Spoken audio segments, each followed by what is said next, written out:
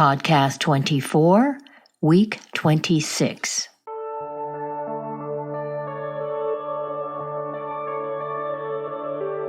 Welcome to the podcast, Your Pregnancy Week by Week. This podcast covers the 40 weeks of pregnancy in 38 segments and is based on the book Your Pregnancy Week by Week by Dr. Glade Curtis, MD, and me, Judith Schuler, MS. The information in our books and podcasts is a general informative guide about pregnancy.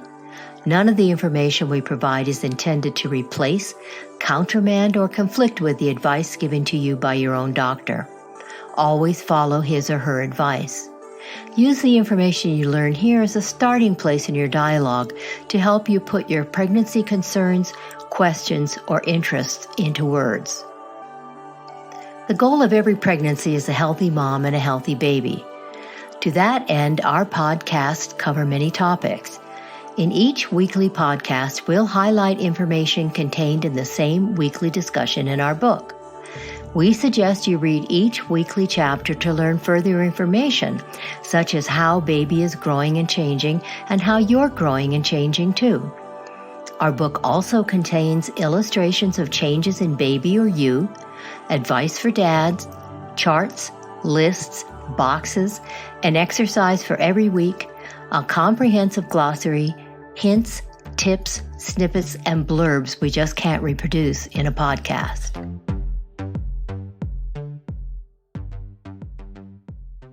So let's get started on this week's discussion. We're going to look at week 26.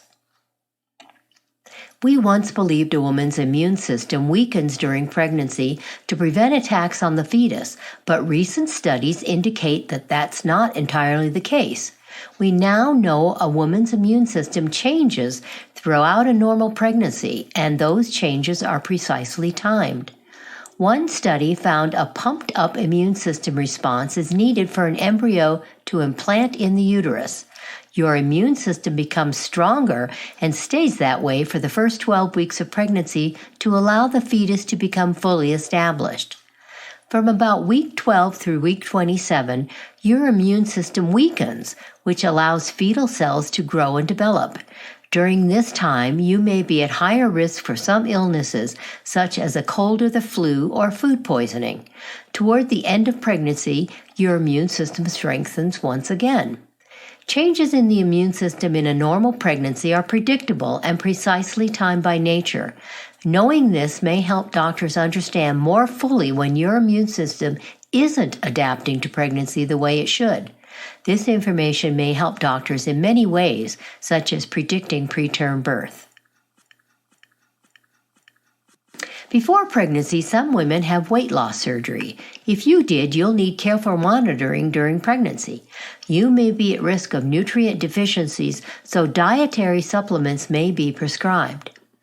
If you had lap band surgery, it may be possible to have the band adjusted so you can meet increased nutritional needs.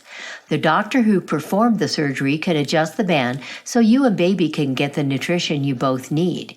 If you had gastric bypass surgery, there are no particular problems associated with the procedure, especially if you wait 12 to 18 months after surgery to get pregnant. This allows you to lose a lot of weight and restore lost nutrients. During pregnancy, you may need supplements because gastric bypass surgery makes it harder for your body to absorb some vitamins and minerals. With either type of surgery, you may need to make a nutrition plan so you and baby get the nutrients you need for a healthy pregnancy. Eating fish can be very healthy for you during pregnancy. It may help you have a longer pregnancy, and the longer baby stays in the uterus, the better its chances of being strong and healthy at birth. Many fish are safe to eat, and you should include them in your diet. There are many to choose from, and our book contains a comprehensive list of safe fish to eat. A lot of fish contain omega-3 fatty acid.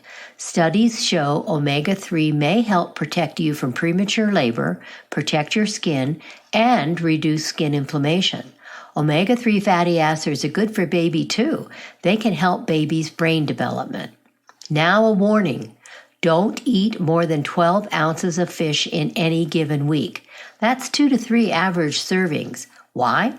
It's because of methylmercury. We know methylmercury can pass from mom to baby. A fetus can be at higher risk of methylmercury poisoning than an adult because of its small size. Hopefully, by limiting your fish intake, you will limit baby's exposure to methylmercury. Because the amount of mercury in ocean and freshwater fish varies, choose fish and shellfish lower in mercury. Ask your doctor for a list of safe fish or check out the list in our book. We know many women have a thing about tuna during pregnancy. Some really crave it. Choose light tuna, but don't eat more than 1 6-ounce can a week. You can have a cooked tuna steak every once in a while, but no more than 6 ounces of tuna in a week. In addition to methylmercury, parasites, bacteria, viruses, and toxins can also contaminate fish. We want you to avoid all raw fish during pregnancy. Sometimes you just crave something like sushi. If you do, maybe you can beat your craving with a California roll, no raw fish, or shrimp tempura.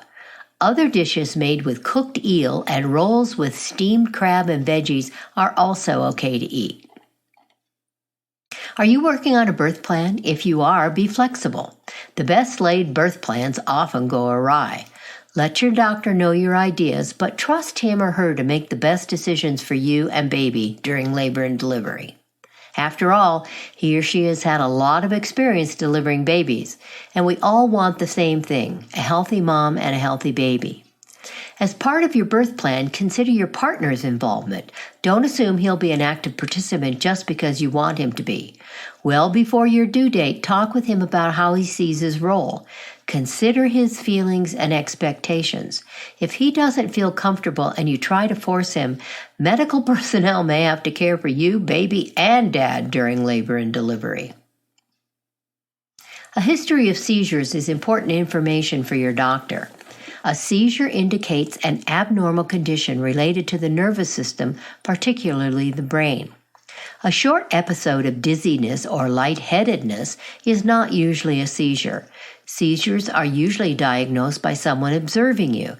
Tests may be needed to diagnose a seizure. If you have epilepsy, hormone fluctuations can affect you during pregnancy. You may be at higher risk of some pregnancy problems.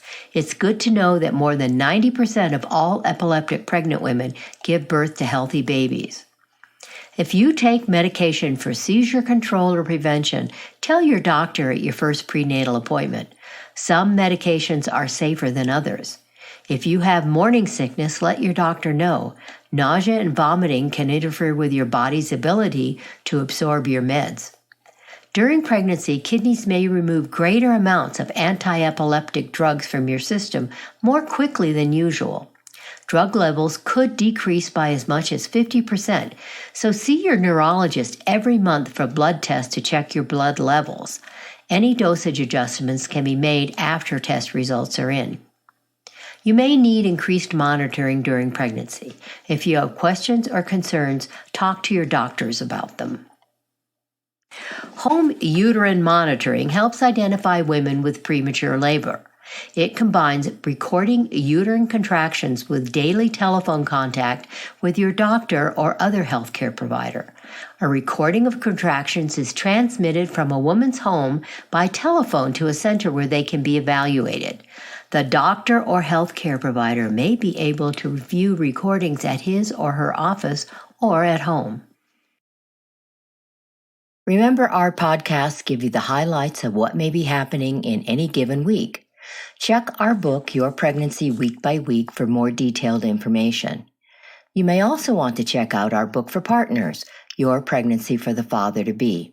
It covers pregnancy from a man's point of view and provides lots of valuable information a man may find very useful. If you want to find out more about our podcast, visit our website, yourpregnancyweekbyweek.com. If you're looking for something specific, check out the podcast topics list.